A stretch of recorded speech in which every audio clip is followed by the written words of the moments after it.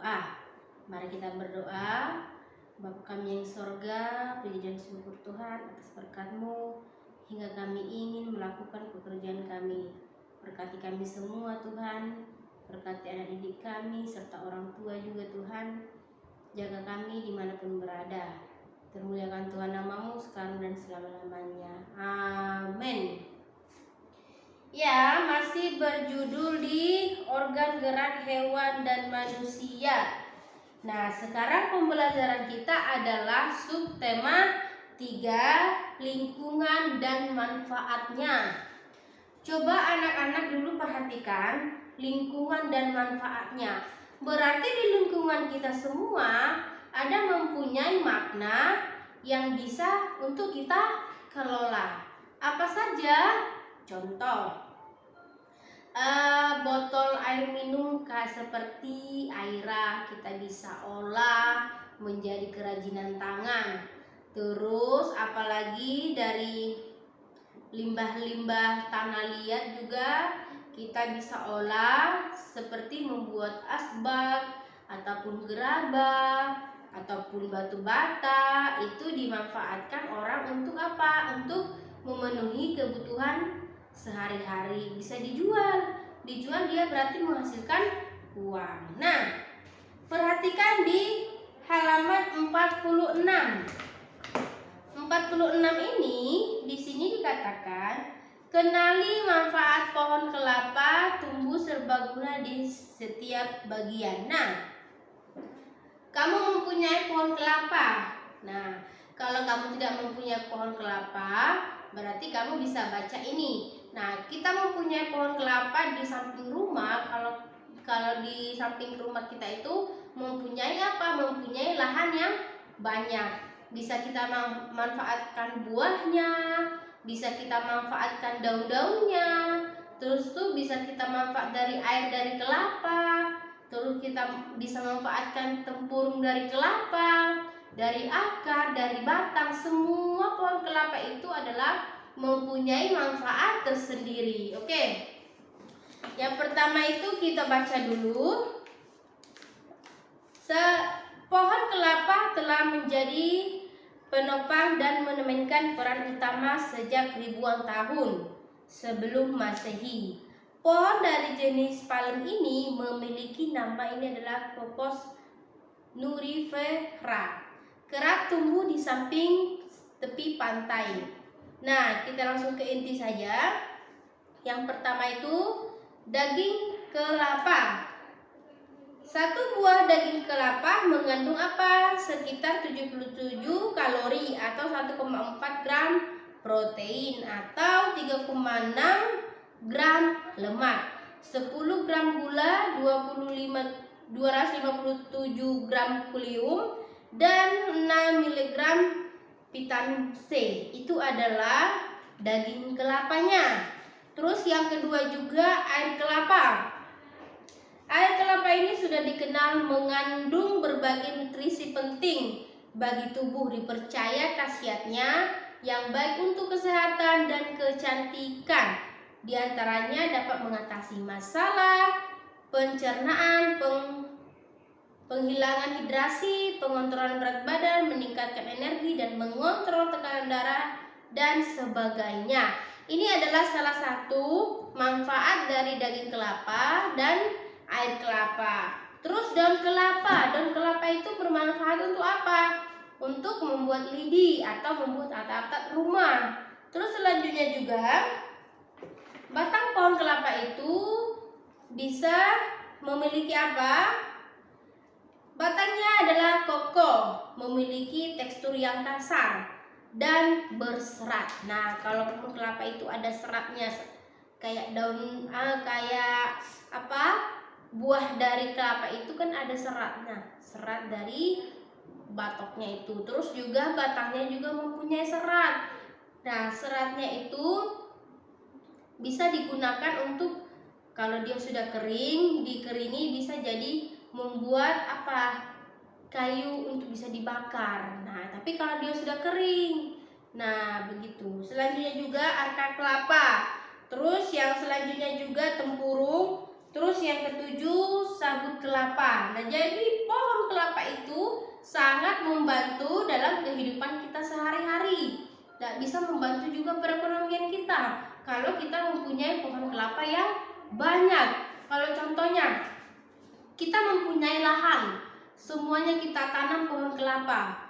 Nah, itu menghasilkan uang atau tidak? Menghasilkan uang. Kelapa itu dihitung per buah itu jadi 1 5.000. Contoh ini 5.000. Kan diparut jadi santan. Jadi ada santan yang basah, terus ada santan yang kering. Jadi kan bisa dijual dan menghasilkan uang. Nah, coba di halaman 47.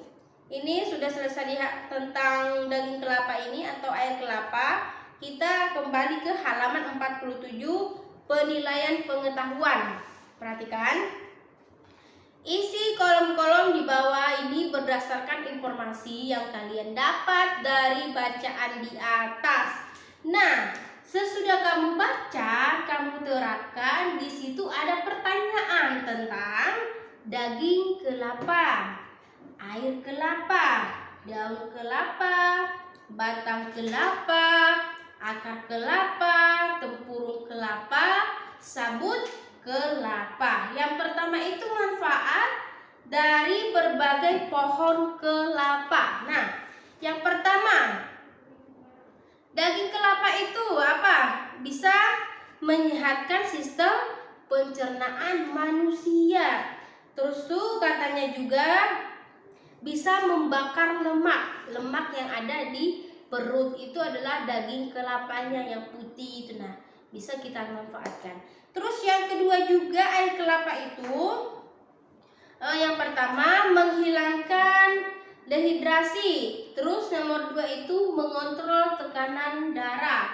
Terus yang ketiga itu menetralisir racun tubuh. Nah, di dalam tubuh kita ini banyak racun. Jadi kalau kita minum kelapa itu melestris dia, membuat pencernaan kita baik juga. Jadi racun-racun yang ada di dalam tubuh kita itu bisa keluar dari kencing kita gitu. Nah, terus daun kelapa. Daun kelapa ini bisa dimanfaatkan, diambilkan dari sapu lidi. Kita bisa buat sapu lidi, kita bisa jual ke pasar. Itu apa untungnya? Menghasilkan uang. Terus atap. Atap-atap itu kan kita bisa bentuk. Kalau ada di persawahan itu dibuatnya seperti atap kelapa. Ada juga dari jerami-jerami itu juga ada yang jual. Nah, supaya apa? Kita juga memanfaatkan dari dedaunan pohon kelapa. Semua dari kelapa ini ada manfaatnya ya. Oke. Batang pohon kelapa, air kelapa, tempurung kelapa, sabut kelapa, itu buatlah sesuai apa yang diminta di dalam buku ya. Terus yang di sini juga ada bacaan di halaman 48. Nah, ini baca sedikit ya, perhatikan. Batok kelapa yang melimpah di pasar kadang terbuang dengan percuma. Namun, di tangan kerajinan di desa Bukuran, Kecamatan Kalibanjabe, bisa menjadi barang yang bernilai dan menghasilkan uang. Nah, yang Ibu katakan tadi juga, pohon kelapa itu semuanya berguna. Jangan disia-siakan. Dari akar, dari daun, dari batang, dari air, dari dagingnya, dari batoknya itu juga bisa menghasilkan uang kalau kita mempunyai nilai yang kreatif mengolahnya seperti kerajinan-kerajinan yang dijual di pasar ya.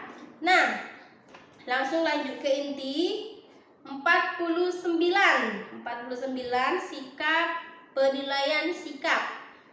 Dari bacaan di atas, carilah perilaku positif pada bacaan di atas yang sesuai dengan nilai-nilai Pancasila. Tuliskan jawabanmu pada kolom berikut. Nah, yang pertama adalah sila ke-1. Apa sila ke-1? Itu menunjukkan sikap toleransi kepada semua orang. Nah, contohnya begini. Walaupun pekerjaannya petani, walaupun pekerjaannya tidak bagus, walaupun pekerjaannya hanya pemulung, kamu jangan menganggap rendah orang lain. Nah, kita sering kayak gitu. Contoh, kita pergi ke suatu tempat. Nah, suatu tempat itu ada tempat untuk kumpul-kumpul. Tiba-tiba ada pengamen atau ada pemulung, kita melihatnya seperti lain. Nah, memplototi itu tidak boleh. Lebih baik kamu tidak usah lihat, seperti kamu tidak usah lihat dia. Nah, kalau kamu punya uang, nggak apa-apa kamu kasih uang 2.000 rupiah. Nah, tapi jangan mengejek seseorang itu tidak boleh ya anak-anak ya. Mengejek itu tidak boleh. Nah, contoh temannya juga di kelas, ibaratnya temannya ini suka ngantuk. Kamu suka ngantuk. Nah, satu temannya juga tidak bisa membaca. Kamu tidak bisa membaca, itu adalah mengejek, tidak bisa mengejek temannya. Jadikanlah omongan kamu itu seperti motivasi untuk teman-teman kamu. Nah, contoh, karena teman kamu tidak bisa membaca, ayo sini aku ajarin. Nah, itu adalah membuat dia semangat. Oke? Nah, selanjutnya lagi, tidak membeda-bedakan pekerjaan orang lain. Nah, sama hal yang Ibu bilang tadi. Pekerjaan orang lain itu tidak bisa dibeda-bedakan. Ada yang kaya, ada yang miskin, ada yang sedang, ada yang lebih miskin lagi. Tidak bisa kayak gitu, nak ya. Kalau ada kamu lihat yang orang tidak mampu, lebih baik kamu jangan melihat seperti kayak enggak lihat. Tapi kamu jangan pelototin, jangan kamu ejek. Nanti dia marah, jadi kamu bisa dimarahi orang tersebut ya. Jangan samakan pekerjaan orang tua kamu dengan pekerjaan anak-anak yang lain, oke? Nah, selanjutnya, dari patok bisa menghidupi keluarga. Nah, dari pohon kelapa itu bisa menghidupi keluarga. Kenapa demikian? Iya, karena dia mempunyai nilai kerajinan. Dia membuat kerajinan-kerajinan tangan dan dijual ke pasar. Nah, itu adalah nilai uang. Uang bisa menghasilkan makanan untuk menghidupi kebutuhan sehari-hari. Oke, sila kedua. Ini adalah salah contoh menghormati pekerjaan seseorang. Ini sama aja dengan tema 1, menghormati pekerjaan. Nah, kita ulang lagi, menghormati pekerjaan orang lain itu sangat baik. Jangan pernah mengejek orang lain, karena kita tidak tahu sikap nasib dia di kemudian hari bisa berubah ya nak ya. Oke, 3, 4, 5 kamu boleh buat ya. Ini adalah halaman 50. 50 itu adalah hots. Ibu baca ya. Indonesia memiliki sebagai produsen buah kelapa terbesar di dunia. Perhatikan. Namun masih jauh tertinggal dibandingkan negara Sri Lanka dan India dalam memanfaatkan sabut kelapa sebagai komoditas bernilai ekonomi. Sri Lanka mampu memasok sebuah kelapa sebanyak 50% untuk kebutuhan dunia. Sementara Indonesia hanya mampu memasok sekitar 10% atau sebanyak 50.000 ton per tahun. Nah, berarti Sri Lanka itu sudah maju dibandingkan Indonesia. Indonesia itu masih lumayan rendah. Padahal yang terbesar dari bahan kelapa itu atau pohon kelapa itu terbesar di Indonesia, di seluruh dunia. Terus, menurutmu, perhatikan, menurutmu apa yang membuat negara Indonesia masih tertinggal jika dibandingkan dengan negara lain? Nah, yang ibu minta di sini kamu membuat seperti karangan atau kalimat menurutmu sendiri tentang judul yang di bawah ini. Menurutmu, apa yang membuat negara Indonesia masih tertinggal jika dibandingkan dengan negara lain? Nah, contoh menurut ibu, kalau menurut Ibu, bangsa Indonesia itu sangat tertinggal jauh dibandingkan negara-negara lain. Nah, mengapa demikian? Kamu ingat masa perjuangan dulu? Nah, karena Indonesia ini adanya kekayaan, jadi dimanfaatkan oleh orang luar, adanya dijajah zaman dulu.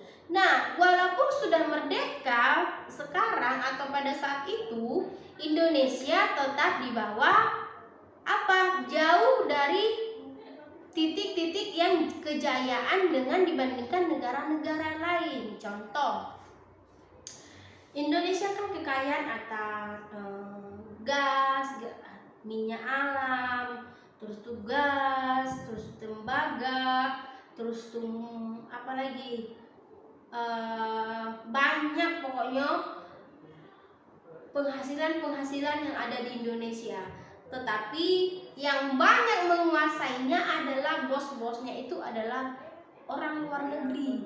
Karena Indonesia tadi pola pikirnya tidak mencapai pola pikir dengan orang luar. Makanya bos-bos besar itu kebanyakan dipimpin oleh orang luar dibandingkan bangsa Indonesia. Bangsa Indonesia itu kebanyakan buru-buru biasa atau petani-petani biasa. Nah, padahal kekayaannya itu adalah di negara kita sendiri. Itu adalah salah satu contoh. Kamu buat ya. Oke. Terus yang kedua juga di halaman 50 masih tetap. Perhatikan di halaman 50 itu ada pembelajaran kedua, praktuna atau patah tulang. Terus yang kedua itu osteoporosis. Terus yang ketiga skoliosis, lordosis dan kifosis. Terus bronkitis. Terus rematik. Terus Ibu jelasin juga di sini. Yang pertama ada patah tulang. Patah tulang yang kita baca bareng-bareng. Traktura biasanya disebabkan oleh faktor kecelakaan. Nah, traktura ini biasanya katanya faktor kecelakaan. Siapa yang pernah kecelakaan dia pasti mengalami karena adanya sakit tulang atau patah tulang. Nah, selanjutnya jika tulang yang patah keluar dari permukaan kulit disebut patah tulang terbuka. Katanya tulang kita ini keluar dari kulit itu bisa membahayakan. Jadi harus ditindakkan ke rumah sakit atau ada ahli tulang supaya menyatukan tulang kita ini supaya tidak ada benjolan atau penyebab di kemudian hari. Nah, yang kedua juga adalah osteoporosis. Nah, di sini dikatakan juga osteoporosis adalah salah satu keadaan di mana tulang menjadi rapuh dan mudah patah. Ini osteoporosis ini biasanya itu yang sudah nenek-nenek atau kakek-kakek yang sudah agak lanjut usia atau tulangnya kropos atau tulangnya kekurangan kalsium, itu biasanya sudah yang cukup umur atau sudah tua ya, perhatikan. Terus osteoporosis ini penyakit yang ditandai dengan penipisan tulang dan kecenderungan untuk mempertahankan patah tulang. Nah, karena takutnya tulang kita sudah kropos, lama-lama dia akan patah atau roboh. Jadi maka dari itu nenek-nenek atau kakek-kakek itu banyak minum susu tulang supaya kalsium atau tulang-tulang kita itu terisi dengan kalsium supaya tidak cepat kropos ya. Terus yang ketiga itu adalah skoliosis atau lordosis dan kifosis. Nah, Ibu jelasin juga, lordosis itu adalah kelainan akibat tulang belakang terlalu lama membengkok ke belakang. Perhatikan, tulang belakang kita ini terlalu sering membengkok, jadi dia agak miring, tidak normal. Nah, kalau anak-anak berjalannya seperti ini, dia harus begini, jangan dibiasain supaya tulangnya itu jangan ikut membengkok ya. Kelainan ini dapat disebabkan oleh sikap berjalan yang sering mencongkak ke atas atau sikap duduk dengan punggung ke depan begini. Nah, jadi dia bongkok ya. Nah, oke. Kifosis. Kifosis ini adalah kelainan tulang belakang terlalu membengkok ke depan. Nah, tadi lordosis itu adalah tulang belakang terlalu membengkok ke belakang. Sekarang kifosis ini tulang yang membengkok ke depan. Itu tidak bagus juga. Kamu ada lihat gambar, kalau ada gambar, kamu bisa perhatikan gambar-gambar lordosis, kifosis atau skoliosis. Itu ada 3. Nah, yang ketiga itu juga adalah skoliosis.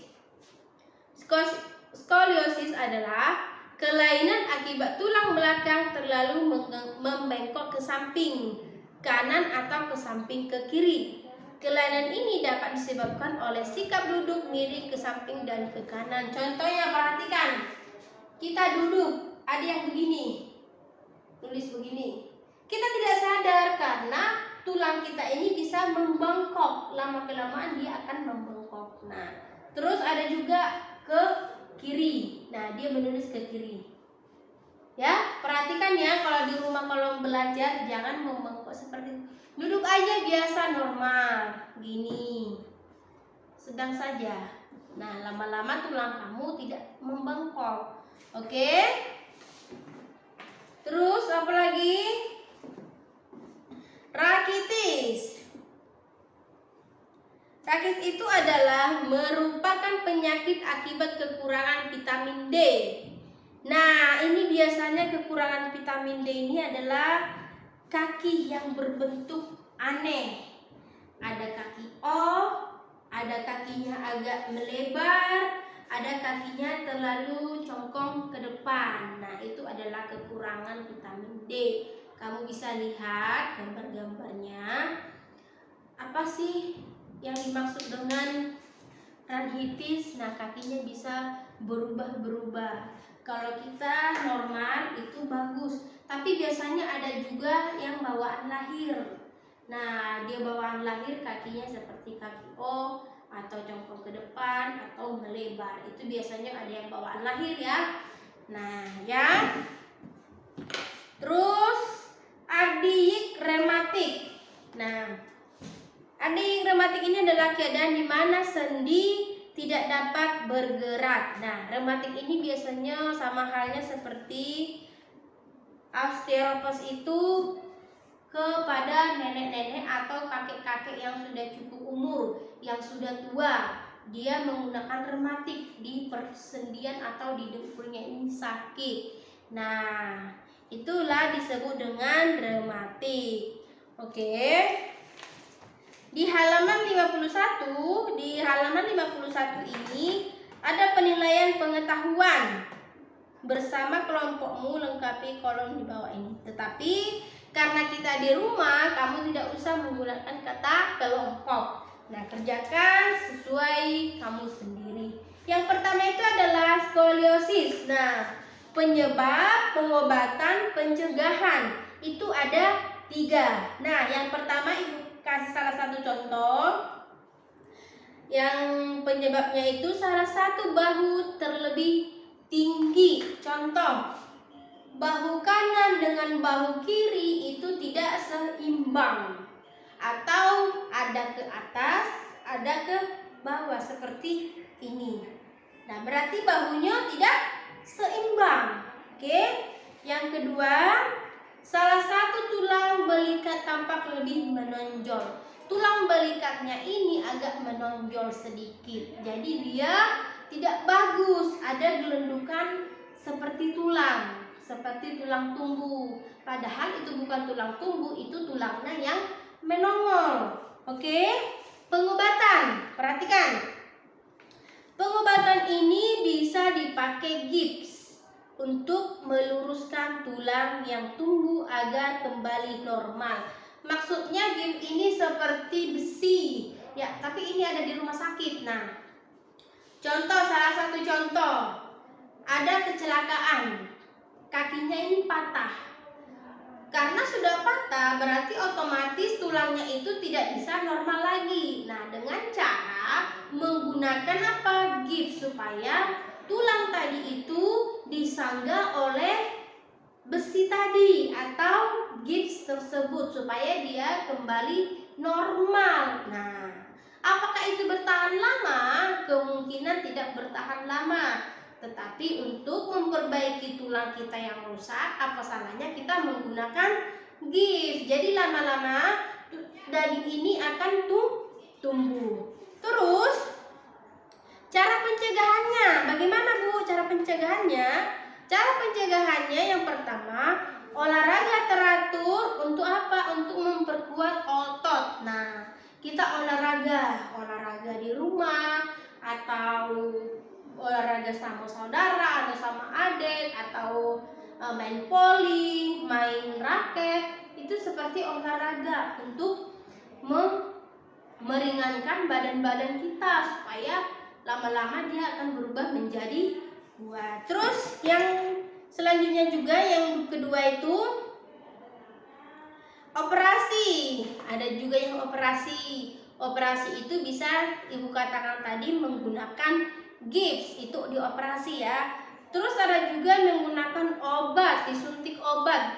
Suntik obat itu adalah suntik tulang, bukan sembarangan disuntik. Contohnya kamu pusing, kamu disuntik, enggak, lain. Kalau pusing pakai obat aja, tidak usah disuntik. Tetapi kalau sudah penyakit skoliosis ini butuh suntik obat otot ya, perhatikan.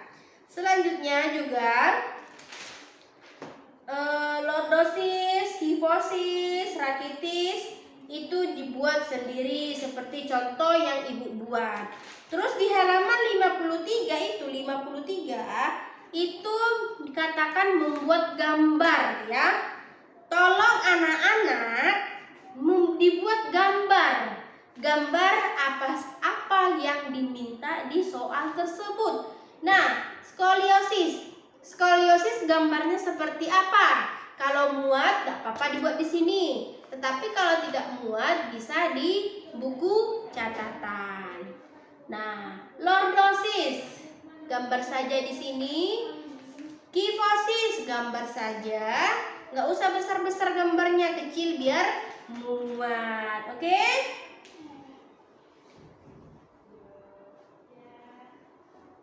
Mungkin itu saja yang bisa Ibu jelasin. Atau satu lagi. HOTS di halaman 54. Perhatikan ya. Tulang punggung merupakan bagian tubuh yang memiliki peran besar dalam